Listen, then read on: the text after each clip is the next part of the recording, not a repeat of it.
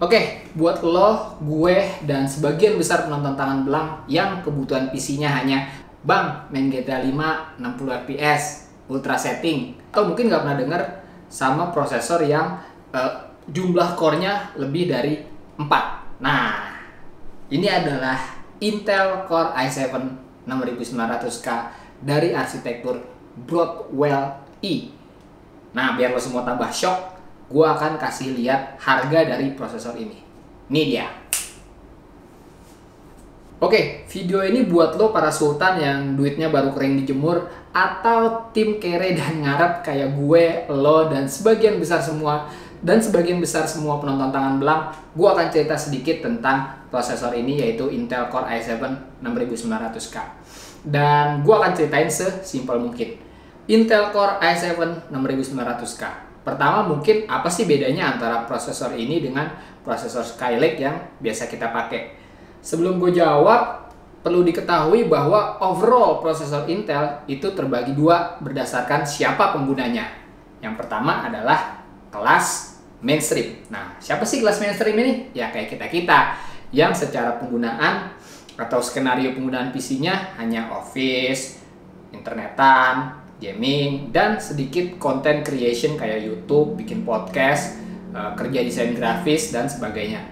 Prosesor kelas mainstream ini mempunyai jumlah core dari 2 core sampai 4 core dengan hyperthreading yang sangat cukup buat skenario penggunaan tadi, office, internetan, gaming, content creation sedikit, dan lain-lain.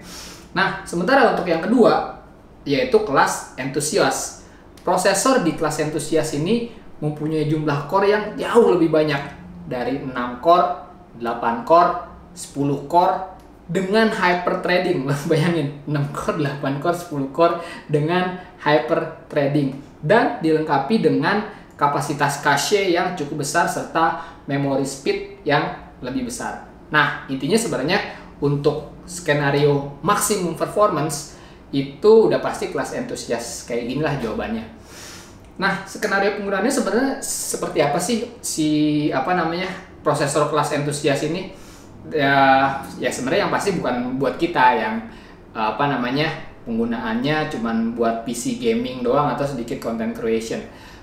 Prosesor kelas enthusiast ini ditujukan buat mereka yang dengan work task yang lebih serius dan heavy, kayak misalkan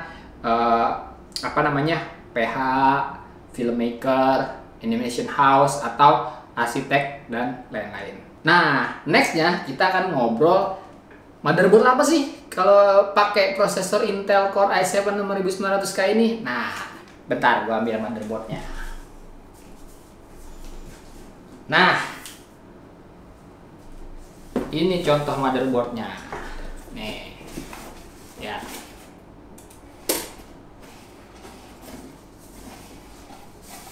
Gue buka dulu ya. Nih, Asus ROG Strix X99. Kayak gini motherboardnya. Mungkin buat lo yang pernah lihat posting Instagram gue udah kelihatan proses motherboard dan prosesornya seperti apa.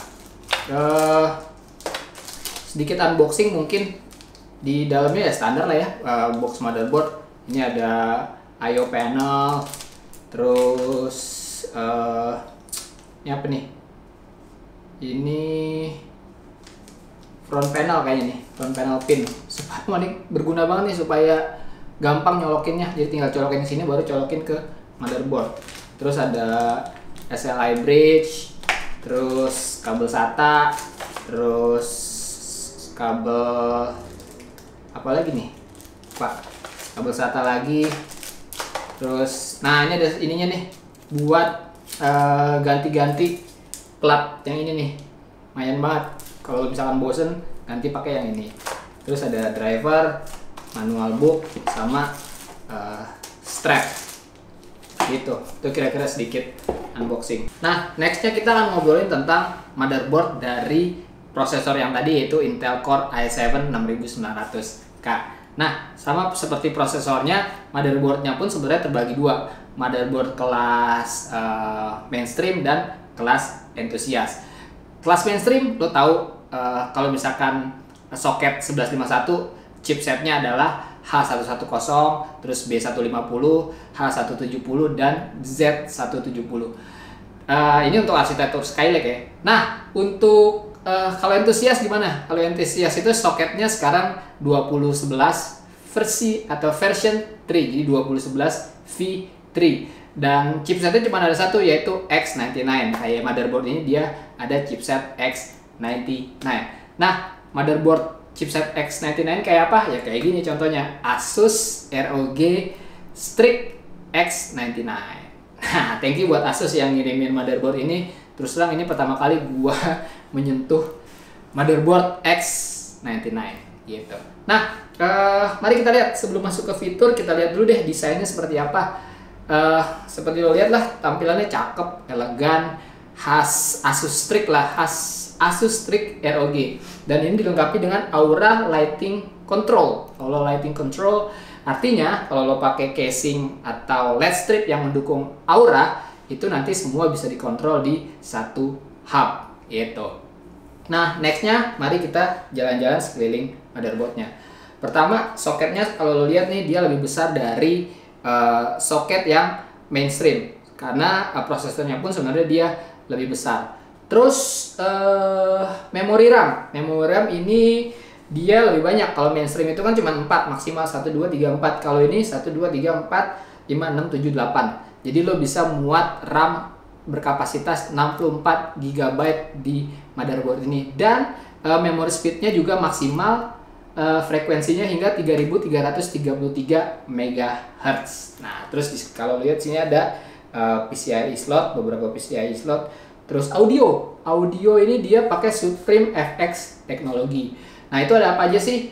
Dia ada fitur dual headphone amplifier, terus premium audio kapasitor, dan semuanya itu dilengkapi dengan cover shield. Fungsinya buat apa? Fungsinya buat meredam atau meminimalisir audio interference gitu, karena dia elektrik kan. Kalau dia elektrik pasti ada audio interference. Nah, shieldnya itu dia untuk meminimalisir audio interference tadi. Nah, gimana performa dari i7 6900K plus Asus ROG Strix X99 ini? Gue nanti akan bikin build PC berdasarkan dari prosesor ini, motherboard ini, dan graphic card ini, GTX 1080. Gimana performanya? Nanti tunggu videonya, gue akan build PC based on ini. Oke, segitu dulu video kali ini. Like kalau lo suka video ini, dislike kalau lo gak suka video ini. Jangan lupa follow semua sosial media Tangan Belang dan gabung di komunitas Tangan Belang. Thank you guys for watching. I'll see you next time.